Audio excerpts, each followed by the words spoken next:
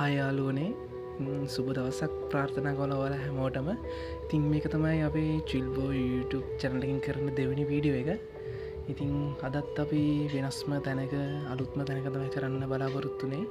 ඉතින් අපි යමු ඉස්සරහට වීඩියෝ එක මොකක්ද වෙන්න බලන්න. ඉතින් ඔයාලට කියන්න ඕන මේක ලස්සන තැනක්, ඒ වගේම දුෂ්කර පළාතක්. ඒ වගේ තැනක අපි සුන්දර වැවක තමයි මේ වීඩියෝ එක කරන්නේ. ඉතින් අද මගෙත් එක්ක එකතු වුණා පසිඳු, ශෙහාන්, රවිඳු, ඒ වගේම නෙතුම්. ඉතින් අපි බලමු ඉස්සරහට මොකද වෙන්නේ කියලා. ඉතින් මේ වැවේ සුන්දර තැන් තියෙනවා. ඒ තැන් ඔයාලට පෙන්වන්න තමයි අපි මේක කරන්නේ.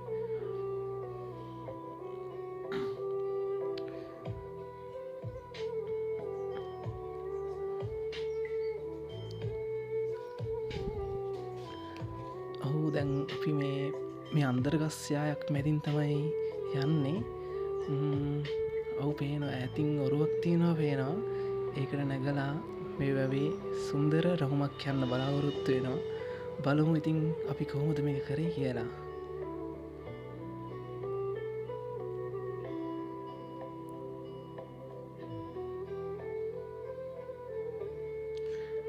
යාළුවනේ ඉතින් ගමන නම් අපහසුයි.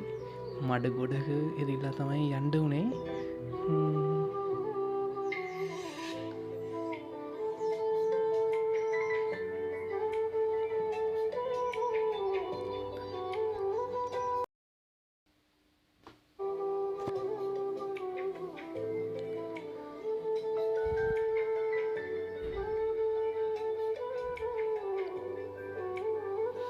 ඔන්න ඉතින් අපි අමාරුවෙන්ම ඔරුවට නගින්න තමයි හදන්නේ. ඉතින් අපිට හිතුණා මේ වැවේ නාන්න කියලා. ඉතින් ඒක පොඩි ආසාවක්. ඉතින් ඒක නිසා අපි ආසාව ඉෂ්ට කරගෙන තමයි මේ යන්නේ. ඉතින් මේ ගමනට මේ වැවට කියන්නේ, අපි යන පාරට කියන්නේ කිඹුල්ලාර කියලා. මේක ඉස්සර කාලේ හිටපු රජ කෙනෙක් කරපු වැවක් තමයි. බලමු අපි මේ වගේ පුරාවස්තු තියෙනවා. ඒ වගේ විශේෂ නටබුන් හැම දෙයක්ම මේ වගේ තියෙනවා. ඒවා ඉතින් අපිට දකින්න වාසනාව නැහැ. මේ ජලස්කන්ධයට සියලු දේවල් යට වෙලා තියෙන්නේ. ඉතින් අපි බලමු මේ ගමන ගියපු විදිය.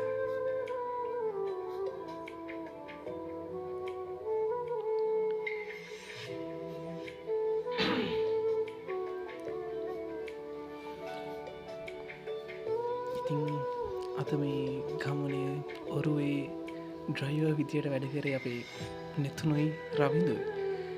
එයාලගේ අත්වලට පිසිද්ධ වෙන්න අපි මේක වැටෙන්නේ නැතුව අපි ගියා. මම හිතන්නේ එයාලා පළපුරුදුකාරයෝ තමයි මේවට. මේ දැන් අපි යන්නේ කිඹුල්ලාර මැදින්. මේකේ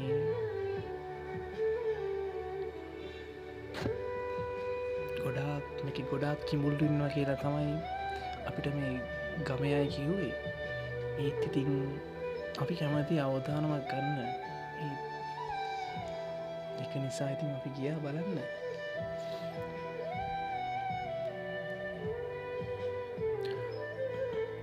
ඔය පේන්නේ කිඹුල්ලාර කියන මේක ආරක්.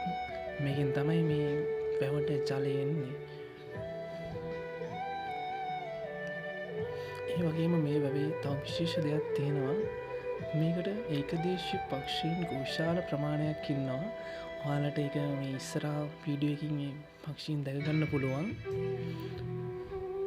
බලමු අපි. කටු මැදින් තමයි ඉතින් අපි යන්නේ. අපේ පරිස්සමක් තියාගෙන. ලස්සනයි ඉතින්. ඒ ලස්සන නැතිලා තියෙනවා මේ අන්තර්ගස් පැවිලා. ඒවා ආක්‍රමණශීලී ශාක වැවක් විනාශ වෙන්න මූලික හේතුව මේක.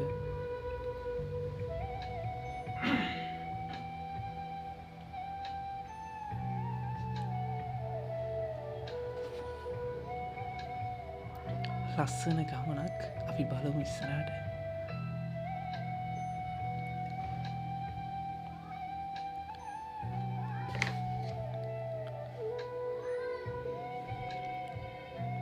තව දෙයක් කියන්න ඕන. මේක මං හිතන්නේ මාගම් පත්වේ තමයි මේ ඒ ප්‍රදේශයට තමයි මේ අයිති වෙන්නේ. ඉතින් මං හිතන්නේ රෝහණ මාගම් පත්තු කියමුකම මතක් කින රජ කෙනෙක් තමයි දුටුගැමුණු රජතුමා. එතුමාගේ කාලේ කරපු සුන්දර නිර්මාණයක් තමයි මේක. මේකේ කතා පැතිරෙනවා නිතන් තියෙනවා ඒව කියලා. එහෙම නිසා පිටින් ගොඩාක් කට්ටිය ඇවිල්ලා මේක විනාශ කරනවා. ඒත් ඒ විනාශ කරපුවා නම් දැන් පේන්නේ නැහැ. මේ ජලස්කන්ධයට යට වෙලා තමයි තියෙන්නේ. ඉතින් යාළුවනේ මං හිතන විදිහට මේ වැවින් මේ ගමේ පවුල් 500ක් විතර ජීවත් වෙනවා. පවුල් 500ක කුඹුරවලට මේ වැවේ ජලය පෝෂණය දෙනවා. ඉතින් මං කිව්වේ අර තමයි තියෙන නිදන් ගල. එතනට දැන් අපි යමු. ගිහිල්ලා ඊටු ටික අපි එතනදි බලමු.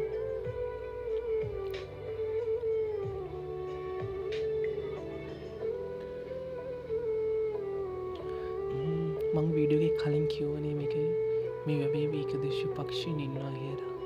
ඉතින් ඔය ඉන්නේ ඒ පක්ෂීන් තමයි. සුන්දරයි ලස්සනයි. ඉතින් අපි එද්දී එයාලා පියාඹගෙන යනවා. ඉතින් බලමු ඉතින් අපි ඉස්සරහට. මෙතන තමයි මම කිව්ව නිදන් ගල. මේක විනාශ කරලා තියෙන්නේ ඔය පිට දේශ වලින් ඇවිල්ලා නිදන් හරන්න කියලා. මේක ලොකු ගලක්. ජලයට යට වෙලා තමයි තියෙන්නේ.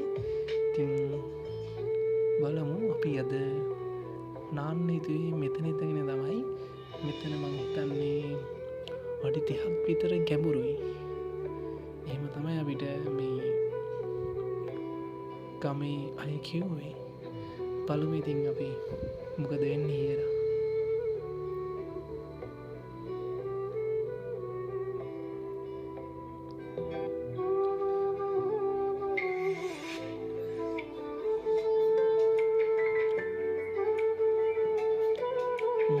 ඉතින් අපි අමාරුවෙන් කටු තියෙනවා.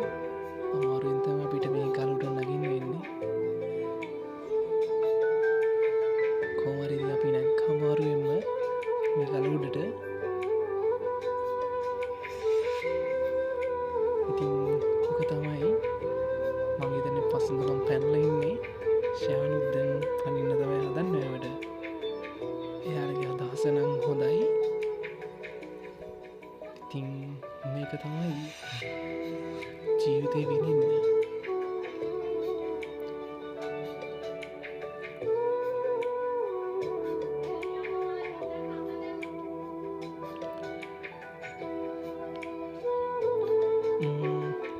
අපි මෙතන අද නෑවට සතුටින් මෙතන ගමේ කට්ටිය කියෝ විදිහට මෙතන කිඹුල්ලෝ ඉන්නවා. ඉතින් අපේ වාසනාවකට කොයිද එයාලා මෙතන මේ වෙලාවේ හිටියේ නැහැ. ඉතින් අපි එකෙන් උපරිම ප්‍රයෝජනය අරගෙන අපේ සුන්දරත්වය වින්දා. මේ වගේ තැනක් දැක්කම නාන්න හිතෙන්නේ නැත්තේ කාටද? කවුරු ගොඩට ගත්තත් ඒ වතුර ඉන්න පසින්දුලන් ගොඩට ගන්න අමාරුයි ටිකක්.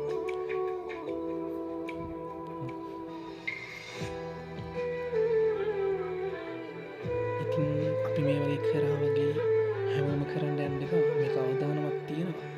අපිත් ආරක්ෂා සහිතව තමයි මේ හැම දෙයක්ම කරන්නේ. අපිත් අවදානමක් කරගෙන ඔයාලට මේ ලංකාවේ සුන්දරත්වය පෙන්වන්න තමයි මේ වගේ වීඩියෝ කරන්නේ. මං හිතන්නේ දැන් අපේ හැමෝම වතුරේ තමයි ඉන්නේ. ඒත් අපේ රවිඳු නම් පෙන්නේ නැහැ. මේක තමයි ජීවිතය. ජීවිතය විඳින්න, සුන්දරත්වය විඳින්න.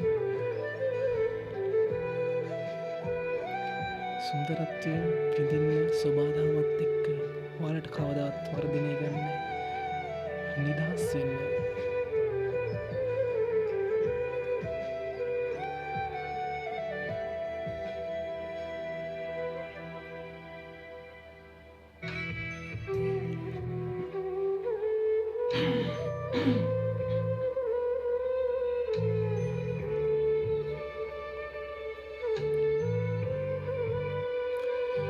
ඉතින් මේ වැවත් ඉන්නේ අපි කලින් වීඩියෝ එකේ කරේ කතරගම ප්‍රදේශයේ.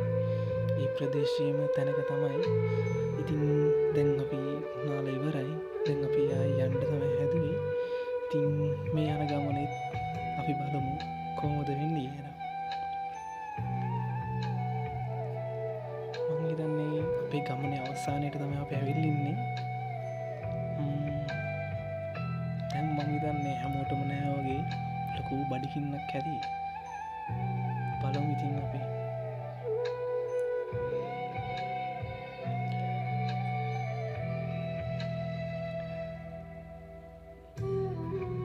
හැම තැනකම ඉන්නවනේ අත්අදා බැලීම් කරන කට්ටිය. ඒ වගේ කෙනෙක් තමයි ඔය ෂෙහාන්. එයා ඉතින් මේක හේව කරලා අපි ලස්සන තමයි කරන්නේ. ඉතින් මේක තමයි අපේ අවසාන වීඩියෝ එක. අවසානය වීඩියෝ එකේ අපි දැන් ගොඩට ඇවිල්ලා ඉන්නේ. බලමු අපි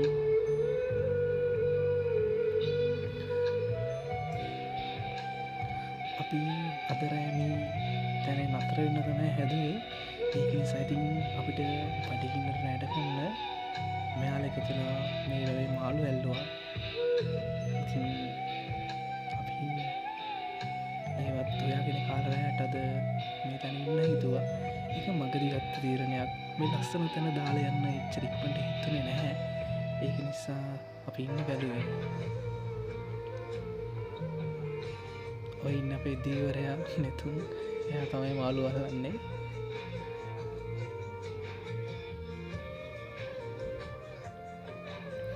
මේක තමයි ඉතින් ගමක තියෙන සුන්දරත්වය. ඉතින් අපි තවත් වීඩියෝ එකකින් හම්බෙන බලාපොරොත්තුෙන් අදට සමු ගන්නවා.